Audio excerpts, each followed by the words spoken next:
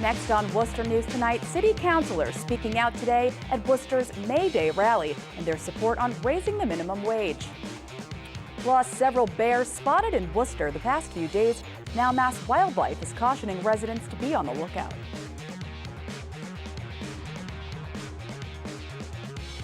Thanks for joining us tonight. I'm Catherine Andrioli. It's May 1st, a day where workers around the country and the world celebrate labor. The Worcester Community Labor Coalition hosted their annual May Day rally for worker and immigrant rights today with the support of several Worcester City councilors. Dozens packed the sidewalks in front of Worcester City Hall Monday afternoon. The coalition rallied for 5 of their active campaigns, including causes like Jobs Not Jails and the Fight for 15. Participants in Monday's rally say they are here to unite together to fight issues such as racism and sexism in our society.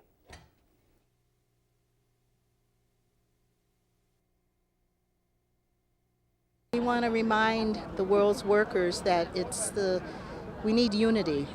No borders, fight racism, sexism, and basically abolish wages at some point to create an egalitarian society. And this year's rally was endorsed by 65 Worcester organizations and 9 local elected officials.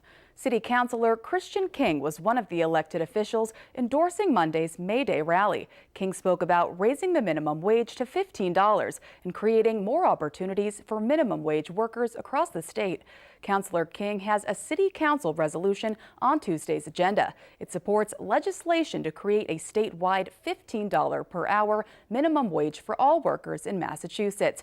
King says he is calling on elected officials to support this bill, which he says will benefit the economy and help people make a better living wage. Filed a resolution calling on the elected officials to support the House and Senate bill that will increase the minimum wage by $1 a year to 2021 to get to $15 an hour. And the purpose for that is that a jump to 15 might be tough for some businesses, but we'll go $1 a year. And a lot of folks at the current minimum wage, they're working 2 and 3 jobs. They might have kids, and they need to be available to try to help their families. Councilor King will speak in front of City Council members Tuesday night on the resolution. A serious crash closed part of Route 9 in Spencer Monday evening. Take a look. A box truck went off the road and took down a pole and some wires and sparked a small fire. Route 9 was closed near Old Main Street. Spencer police say the driver was transported to the hospital. Police tell us crews were called in to replace that pole that was damaged during the crash. A man accused of beating a woman and leaving her dead on a Webster road faces a judge this afternoon. He is now facing charges in connection to his girlfriend's death. Rosalind Flaherty was at today's arraignment and has the details. An emotional Joseph Kennedick breaks down as he faces a judge Monday in Dudley District Court.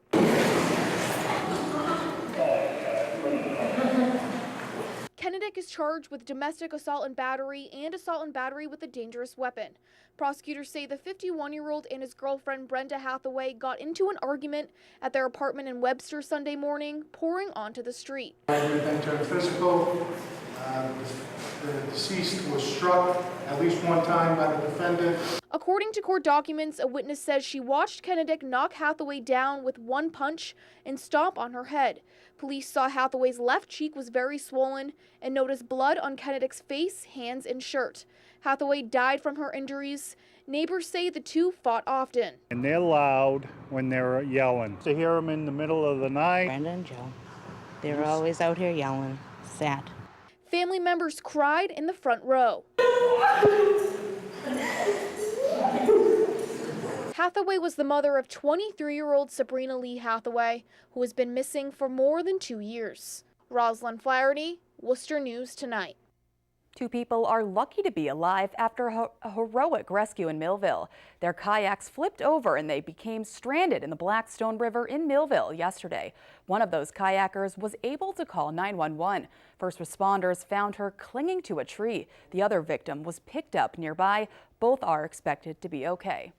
Multiple black bear spottings across Worcester the past few days has Mass Wildlife warning residents on what to do to keep bears off your property and what to do if you do encounter one. They say it's a sight Worcester County could be seeing more often.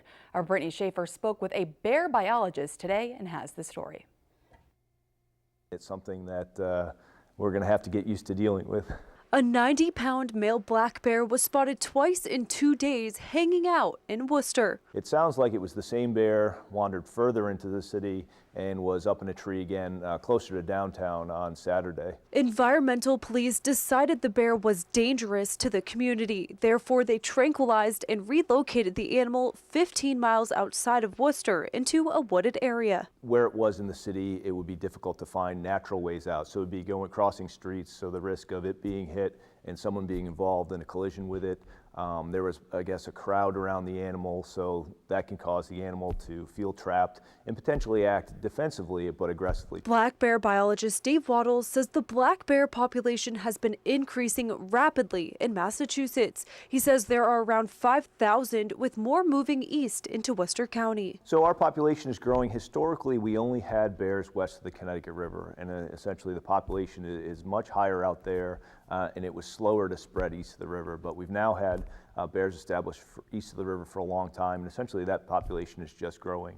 Waddles says to avoid a bear in your backyard, avoid bird feeders and secure trash. People love to have bird feeders out to see the birds, but it is basically a free meal for a bear. Protecting your trash, making sure it's secured, only put out the morning of trash pickup. Brittany Schaefer, Worcester News Tonight.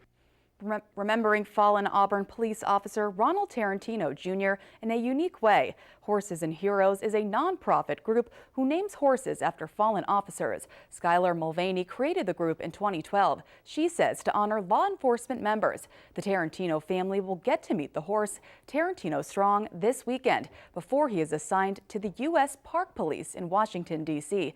Mulvaney says he is carrying on Officer Tarentino's services of helping the community. Is that person, that officer that lost their life in the line of duty.